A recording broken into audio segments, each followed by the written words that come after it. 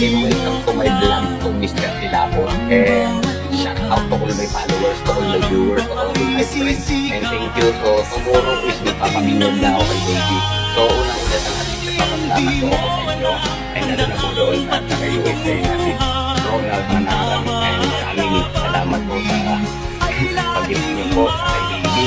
Baby lang ang baby yung pare nakita niyo. Ako ay lalo na rin po kay Overkalong Kaloma from Hong Kong. So shout out. So yung mga binigay niyo po sa akin is malaking bagay po para so nakabili na tayo ng mga pinabili na namin yung mga kailangan. And mamayang gabi kung ano naman bibili ko natin is ko tayo ng mga pagkakay. So yung nakita natin yung mga regalo muna tayo. And ito yung mga bigas and kumpleto na tayo. So mamayang gabi is bibili na tayo ng kung ano-ano pa.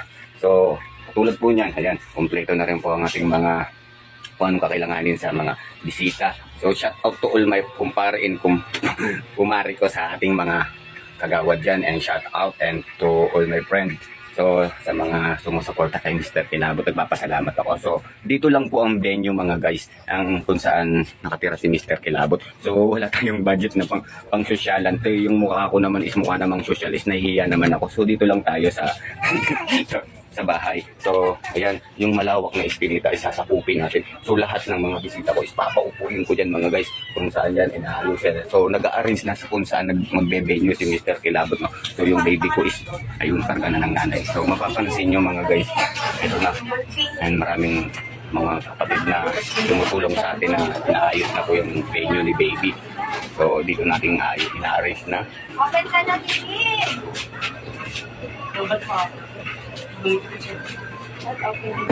Shout out kay Bimbim na siya mag-design. Hindi, maganda mo yung design ha. Ayan ha, shout out. So naka-ready na ba yung magluluto bukas? Ready ka na, Nay? Ano nakatoka sa'yo?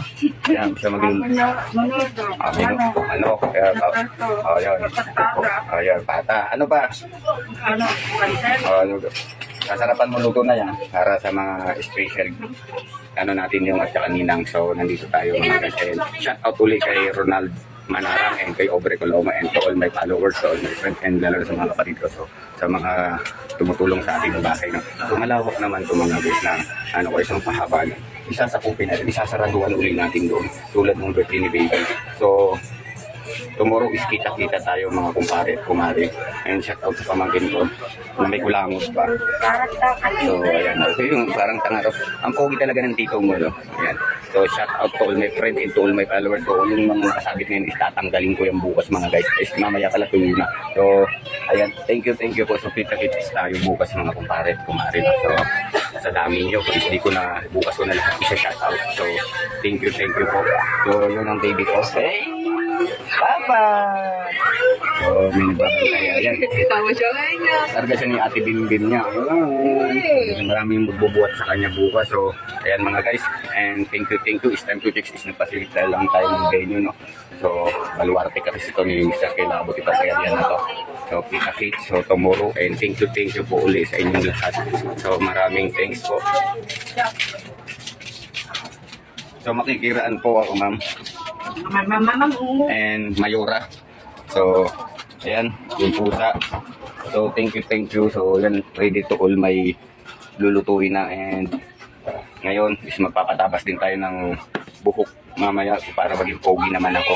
So, ito paano yun. So, yung tindahan namin, sarado lang natin ito. So, ayan. Yung bulilit ko is cellphone lang. So si Mr. Kilabot is napakasimpleng vlogger. And thank you po to all my followers, to all my viewers.